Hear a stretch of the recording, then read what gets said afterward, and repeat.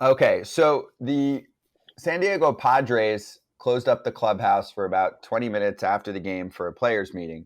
And Manny Machado, this is according to AJ Casabell, who's been on recently, covers the team for MLB. Machado called the performance tonight, quote, unacceptable. He added, quote, it's all up to us. There's 26 guys in here we believe in. You just got to play better baseball. Now, I think maybe he should have said, about half of those guys have bats, and they need to play better baseball. They scored 1 run against the M's. M's have a good pitching staff, but like to me, there's been many times where either the Padres don't score enough in a game, or they don't score in the clutch situations, or they don't come up in the big at bats where there's a lot of superstars on that team. And I'm like, man, it's just not happening this year. They're losing tight games, or like yesterday, 6-1 against, yes, Emerson Hancock in the Mariners bullpen. I hadn't seen him before, and he's a good pitching prospect. But I just feel like this should be a top 3 or 5 offense. What makes you feel that way? The 5 perennial all-stars they have at the top of their order? That'll do it. In their prime? Yeah, in their prime. And they're mostly having good individual years, Yeah. You're in the majority to think that this offense, which I mean goes to show that's baseball. You can't just write in the lineup and expect it to work out every single time. The season's too long and guys go in and out of slumps and streaks. But if you're Melvin and you're writing that lineup, you would think you'd be getting more than 1 run or some of the runs that they've been putting up each game. So I think this falls in the offense a little bit. Machado out of the superstars might be having the most down year of them, right? Well, Juan Soto's having a really good year. Remember at the beginning, everyone was kind of like, what is wrong with Juan Soto? He's having a good year. Kim is having a good year. Kim's having a great year. Yeah. Oh, my gosh. Gary Sanchez came out of nowhere having a good year.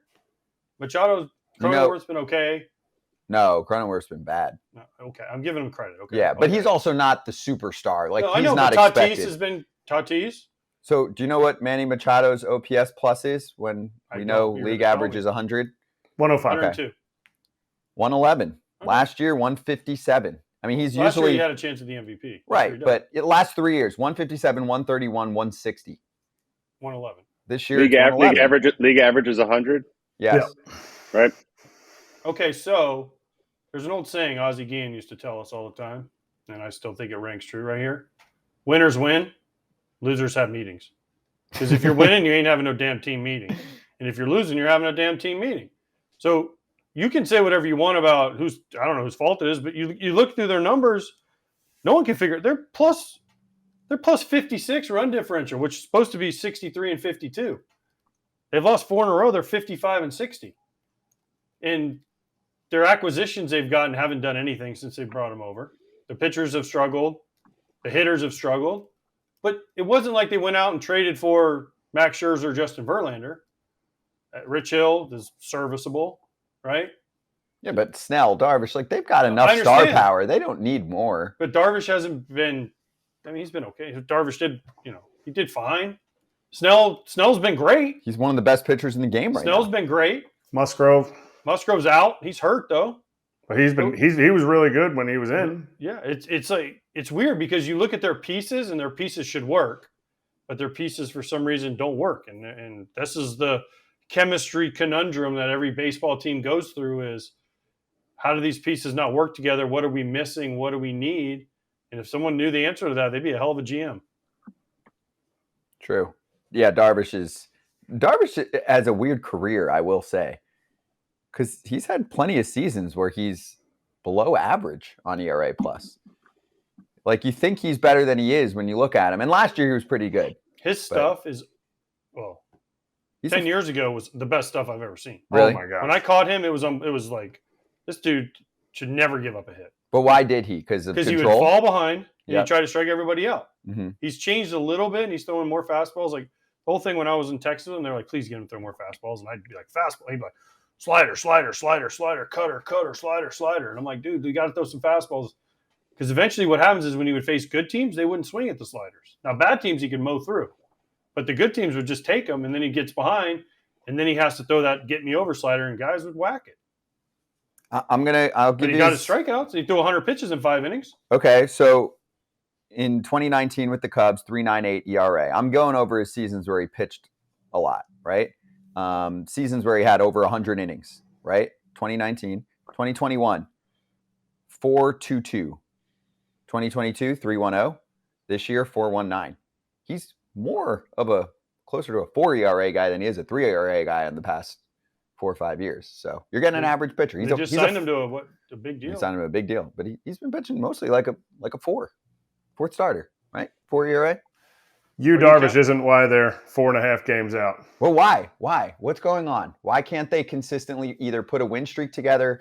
And why does it feel like, to me, the run differential, and I hate run differential. It feels like they'll win a game. They'll lose a tight game to the Cardinals, like 4-3. Then the next day they beat them 10-1. Then they'll lose another one, like 2-1. You're like, what is this offense? That's what it is to me. I know they've had bullpen issues. Their bench has been crap. But to me, I look at the superstars. I'm like, Mookie and Freddie can carry the team the whole year. And then you've got the role players. Why is that not happening in San Diego? Again. Well, crickets. Yeah. Welcome to baseball. Yeah. Chemistry. I mean, chemistry, the parts don't fit. It's a weird thing, baseball. It's really weird. I mean, why people look at certain teams before the year and say, man, this team should win the World Series. And then they don't make the playoffs. It's happened. It's not like this is the first time this ever happened. No. They play poorly late in games, too. They've had bad base running mistakes, untimely defensive errors. Bullpen issues at the wrong moments. Usage issues. I don't think people would argue that if you said, Bob Melvin's a really good manager, but there's been times where people have questioned his bullpen usage. Not us, but other people. He's had a down year. I think managers can have a down year. As Paul Konerko used to say, even managers have bad years. Yes, I agree with that. I think that's an underrated thing, actually. Some managers don't push the right buttons every year. Have we heard stuff about chemistry? Like you guys kind of glazed over it. I mean, every time I've heard something, we'd have somebody on the next day and they're like, no. And I mean, yes. no team, even with like the White Sox, nobody was saying it out loud until they went away. It's hard. Guys know when you're in there, it's hard, man. You better be okay being hated by 24 other dudes if you're going in there. If you come out while you're playing there and say, man, this place sucks, man. These guys are a bunch of assholes. Like you're gonna have 24 dudes waiting for you.